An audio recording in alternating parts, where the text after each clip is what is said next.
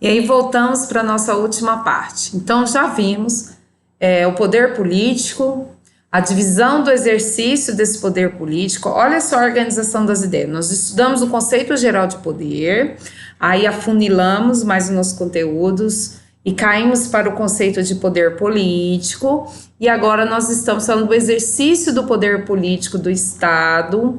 E esse exercício é fracionado em poder executivo, legislativo e judiciário. Pois bem, agora a gente vai estreitar mais ainda e conhecer como que a nossa Constituição fez menção à divisão desses poderes. E a nossa Constituição é a Constituição da República Federativa do Brasil de 1988. Gente, pelas contas aí, dependendo da doutrina que você segue, alguns doutrinadores, eles afirmam que nós tivemos 8 constituições. Outros dizem que são somente 7, porque eles entendem que a de 1969, na verdade, foi só uma emenda. Então, a grande discussão, salvo engano, está na de 1969, se é uma nova Constituição ou é só uma emenda à Constituição, acho que de 1967, tá ok? Então, olha só. Agora nós vamos falar um pouquinho da nossa Constituição de 1988, de que forma que ela trata da divisão de poderes, tá? Então a gente tem aqui na nossa Constituição de 1988, ela já traz lá no artigo 1º da Constituição, ela fala dos princípios fundamentais e ela vai falar da separação de poderes como um princípio. Lembra que eu dizia para vocês o que é princípio? Princípio é um comando geral, abstrato, né, e constitui norma. Nós estudamos a diferença entre princípios e regras. Falei um pouco da teoria de Robert Alex, tá ok? Então, lá no artigo 1º, ele diz assim: a República Federativa do Brasil, formada pela união indissolúvel dos estados e municípios e do Distrito Federal, vou comentar sobre o artigo 1º quando eu for falar de federação, constitui-se em Estado democrático de direito e tem como fundamento, e diz assim, a soberania, tá? A soberania, vocês vão ver que é um dos elementos constituidores do Estado. Povo, território, soberania, e alguns ainda acrescentam poder, tá ok? Nós vamos ainda estudar os elementos do Estado, mas como a gente falou muito de soberania, eu trouxe a questão da soberania, já citada, um dos elementos do Estado, essencial para o exercício do poder político, como um dos fundamentos já no artigo 1º, né, inciso 1º, tá ok? E aqui eu trouxe até um relato interessante de um julgado do relator do ministro Luiz Fux, de 2011, e que ele diz o seguinte sobre a soberania. Olha, o que é um Estado brasileiro com a sua soberania? Significa o poder político supremo dentro do território. E no plano internacional, no tocante às relações da República Federativa com outros estados soberanos. Então, soberania nada mais é do que o poder político supremo, tanto interno, ou seja, não existe nenhum outro poder acima dele, quanto externamente, ou seja, o nosso Estado, ele é independente, ele não está sujeito a nenhum outro Estado, seja os Estados Unidos, França, Inglaterra. Então nós somos soberanos e o nosso poder político é supremo. A vontade que prevalece aqui é a vontade do Estado. E a soberania nacional, no plano transnacional, ou seja, internacional, se fundamenta no princípio da independência nacional, ou seja, soberania significa total independência do nosso Estado, não é um Estado colônia, não é um Estado submisso, é um Estado independente. E, nesse caso, é representado externamente pelo nosso presidente da República na condição de chefe de Estado. Nosso presidente da República, gente, ele tem dupla função, chefe de Estado, quando representa a República Federativa do Brasil e a sua soberania, o exercício desse poder político como um todo, representando todos, e chefe de governo internamente, quando ele representa a União de uma forma mais limitada, porque internamente o poder político, o exercício, ele sofre algumas divisões, como nós já vimos. Mas nós vamos estudar a federação mais à frente e eu vou até explicar melhor. E internamente, nós temos que a soberania tem a sua primeira exteriorização da vontade popular, que a vontade popular é que determina essa soberania. Mas como? A vontade do povo através dos seus representantes, do parlamento. Então, quando você vota em alguém, você está atribuindo a essa pessoa que venceu as eleições esse poder todo, esse poder político, para que represente a sua vontade. Por isso é importante a questão do voto consciente, tá? Porque a pessoa que você escolhe deve te representar no parlamento os seus anseios, as suas concepções de vida, os seus ideais, aquilo que você valoriza para que te represente bem, tá ok? Então, logo lá no artigo 1º, nós temos como fundamento a soberania, o exercício do poder político interno e externamente.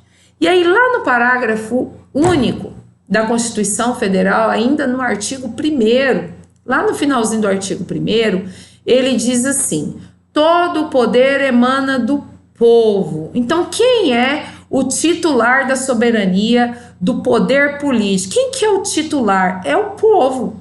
O povo é o titular desse poder. Como assim? Eu estou falando do exercício. O exercício do poder, que vai ser exercido por quem? Vai ser exercido por meio dos representantes eleitos desse povo ou diretamente. Como assim pelos representantes? O parlamento. São as pessoas, por exemplo, que você vota para representar a sua vontade, para ocupar o executivo, para ocupar o legislativo. Então, quando você vota essas pessoas que ocupam esses cargos, que vão exercer esse poder, vão exercer em seu nome, porque assim você decidiu, a maioria, a democracia decidiu. Mas também o povo, todo o poder emana do povo, que exerce também diretamente. Professora, como que se exerce o poder político diretamente? Já falei para vocês, aí você puxa uma setinha e faz uma anotação. Como que eu exerço diretamente? Através de plebiscito, através de referendo, através de projeto de lei de iniciativa popular, através de ação popular. São vários exemplos em que o povo exerce o poder político de forma direta, ok? Isso só no artigo 1º. Então, no artigo 1º, ele traz a soberania e já traz o titular do poder. O titular do poder é o povo. E em seguida, no artigo 2º, ele traz assim: são poderes da União.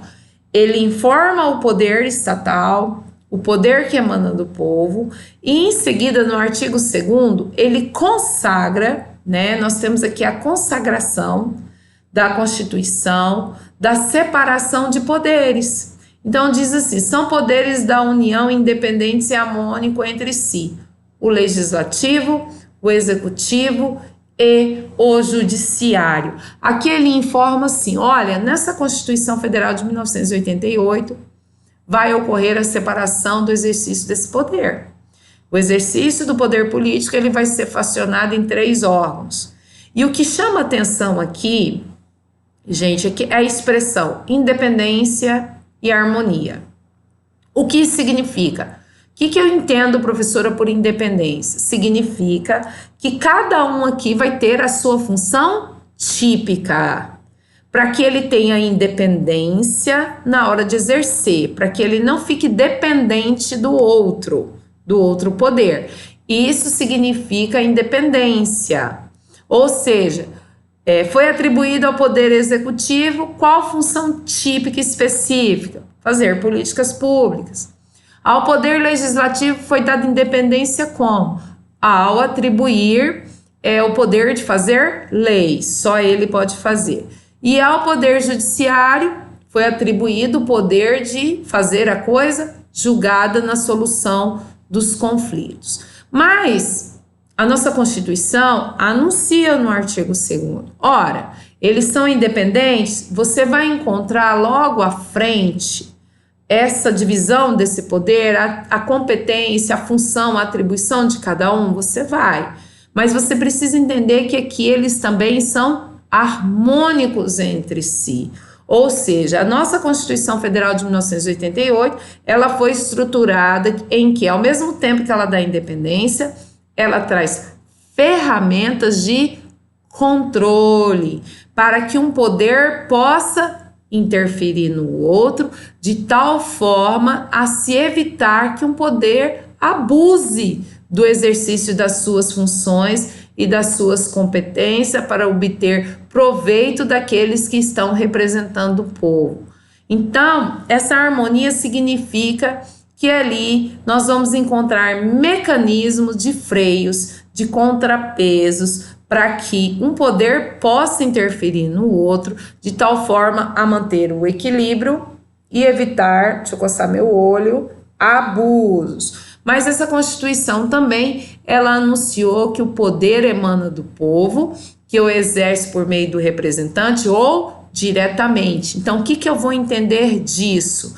Para manter essa harmonia, a Constituição também vai fazer previsão, e as leis desse país, de formas do povo exercer o poder político diretamente, inclusive coibindo abusos, como, por exemplo, ingressar com ação declaratória de inconstitucionalidade de lei, ingressar com ação popular quando se deparar de atos abusivos praticados por aqueles que estão representando o Estado, representando a vontade do povo. Isso significa poderes independentes e harmônicos entre si. Então, meus amores, o que eu tinha para apresentar para vocês sobre separação de poderes era isso, uma base introdutória de teoria geral do Estado e ciência política. Olha que nós estamos estudando um pouco da Constituição Federal, como eu havia dito, são disciplinas basilares que vai te dar uma boa noção de direito constitucional. E pode ser que vocês passem pela faculdade, como aconteceu comigo também, e achar teoria geral do Estado, ciência política, direito constitucional chato. Direito constitucional, além de chato, é difícil, mas a partir do momento que você entender que isso aqui é a base da sociedade política, que são disciplinas, que é o mínimo, até mesmo porque a gente está discutindo a norma maior, a nossa Carta Magna, a maior norma existente no país, que é a Constituição de um Estado. A partir do momento que você entender a importância desse conteúdo, a importância da disciplina, você passa a amar direito constitucional e você passa a ter uma boa base, não só para o exercício da profissão, mas também para você atuar como um cidadão político, um indivíduo político, exercendo os seus direitos e fazendo valer o direito perante o nosso Estado, tá ok? Então, por hoje, o que eu tinha para trabalhar com vocês sobre o conteúdo é separação de poderes. Já vou começar a preparar a nossa próxima aula, lembrando que vocês têm uma obra aí de Maquiavel para poder ler O Príncipe, em que ele fala justamente do exercício do poder. E aí eu sempre deixo aquela pergunta: Maquiavel, vocês acham que ele era maquiavélico mesmo? Ou apenas ele quis compartilhar sobre as experiências, o que ele sentiu, o que ele percebeu da vivência, do exercício do poder? Ou ele quis realmente criar um manual instrutivo, ou apenas relatar, compartilhar o sentimento que ele tinha do exercício do poder?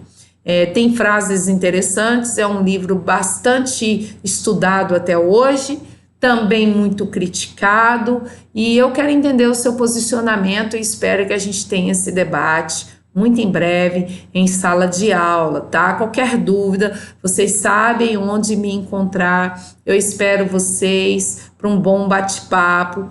Pode mandar o WhatsApp a qualquer hora, sempre que possível eu respondo, tá bom? Beijão, bom descanso e bora estudar!